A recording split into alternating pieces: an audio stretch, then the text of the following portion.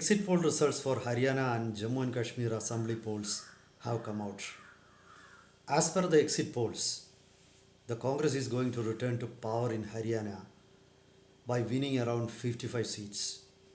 In Jammu and Kashmir, the Congress National Conference Alliance will stop just short of getting a simple majority of 45 seats. The poll of exit polls says the Congress NC alliance will finish with around 43 seats. In both the states, the BJP is expected to get a decent number of 27 seats each. Actually, the exit poll results have not thrown any major surprise. In Haryana, it was almost expected that BJP may lose power. They have been winning for two consecutive terms in Haryana, and there was ample anti-incumbency also. The, the BJP had changed their chief minister, Manohar Lal Khattar, and brought in a new chief minister at the last moment. But it seems that has not helped the party to make any major gains or change things radically. But this is a quite a decent performance, I would say like that. So that is the situation. But at the same time, we need to remember that the exit polls may not are not the last word. Exit polls could go wrong also. There are many instances of exit polls completely going off the mark. But exit polls are indicators.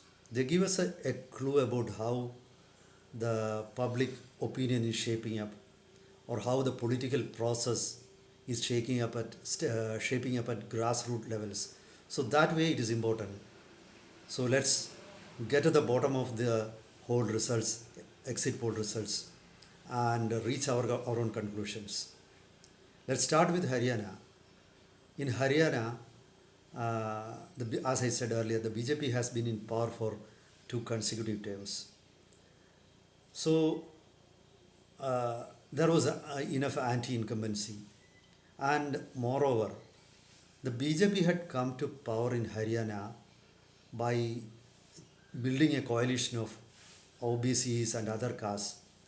And that sort of social engineering helped the BJP to come to power in Haryana. The majority, the single largest caste in Haryana, Jats, have not been supporting BJP in a major way. And this time, it seems that Jats have been able to find or coalesce the opposition against the state administration. And a Jat leader, Bhupinder Singh Hooda, led the Congress campaign also.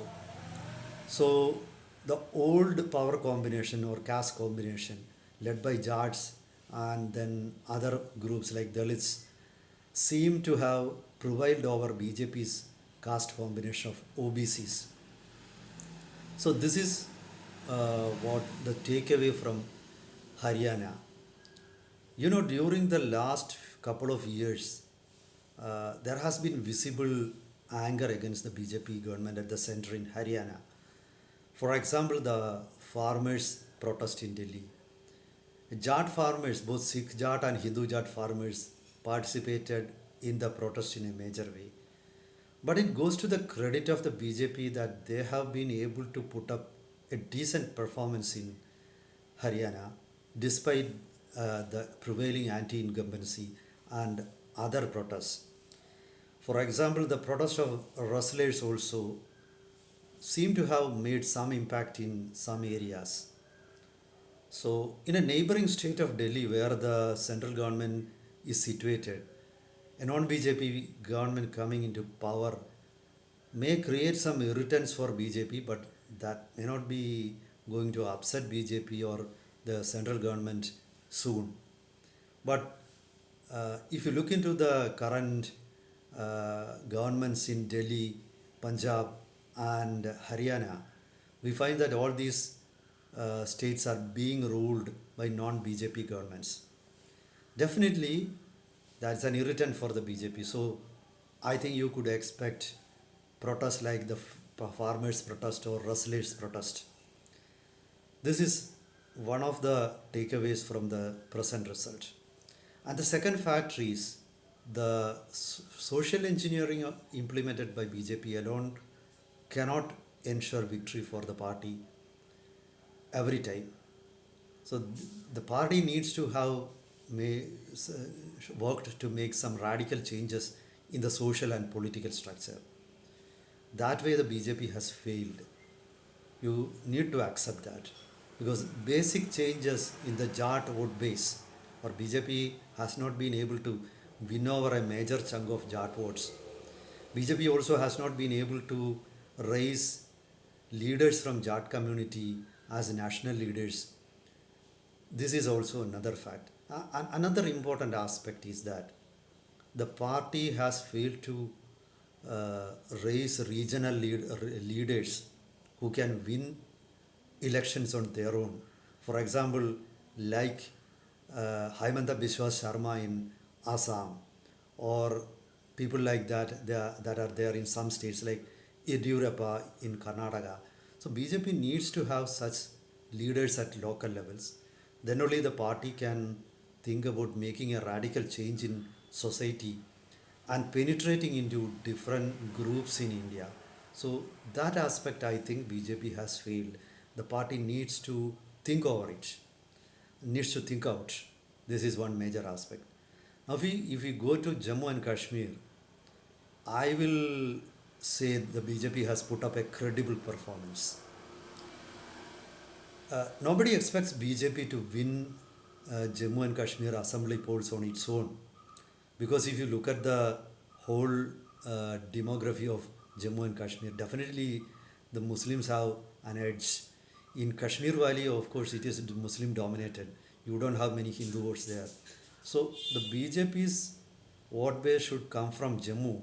And Jammu, though it's a Hindu majority area, it still has got Muslim population there. So if the BJP is able to win around 27 seats, they will have a credible presence in state assembly and they could even think about forming a government with the help of coalition partners. So I think this is a major gain for the BJP. There could be people who think that BJP has totally failed, but I don't think so. That has not happened if exit polls are correct in Jammu and Kashmir. Another important factor is that a successful completion of elections and formation of a state assembly means it is actually a rebuttal to the argument of anti-India forces and Pakistan that the people of Jammu and Kashmir are against joining India.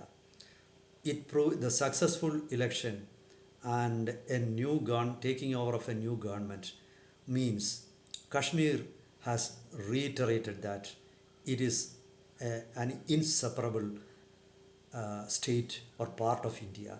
So this is actually a victory for the union government. When the union government abrogated Article 370, there were major propaganda that it's going to create huge impact in the Indian society and there will be a calamity, there will be chaos. Nothing happened. Actually, it was nobody. Everybody now agrees to a great extent that abrogation of Article 370 is eventually something good for Kashmir. I am not saying that all Kashmiris agree to this. There is protest in Kashmir, that is true, but at the same time, the argument of anti-India forces that Kashmiris are against joining India has been proved null and void. So this is one of the major gains for the BJP. But unfortunately for the BJP, they have not been able to market their own gains. Still, they may not win in Jammu and Kashmir, but that they have been able to bring peace in Kashmir would have helped BJP in other parts of the country. But unfortunately, their propaganda machinery is not strong and they have not been able to make any gains, major gains out of this return of peace in Kashmir. Till a few years ago, nobody thought that such a peaceful elections could be held in Kashmir Valley. You look, this time there were not many boycott calls, there was no hartal. People participated in large numbers. They wanted to assert their right. That is a victory for the BJP led NDA government at the center. So that way, though the BJP may not be coming to power in Kashmir, perhaps Congress NC coalition may come to power this time. I think the BJP should not try to form a ragtag coalition or come to power even if they are able to win 30 or 32 seats. They should sit in the opposition and they should be try to build their base in Jammu and Kashmir. But and anyway, a successful conduct of elections and coming to power of a democratically elected government will turn a new leaf. A new chapter will be opened in the history of Kashmir. So this is what these are the main takeaways from the exit poll results. Let's wait for the real results to come, and we will talk more about Kashmir and Haryana. For the time being, goodbye. Meet you with another topic next time.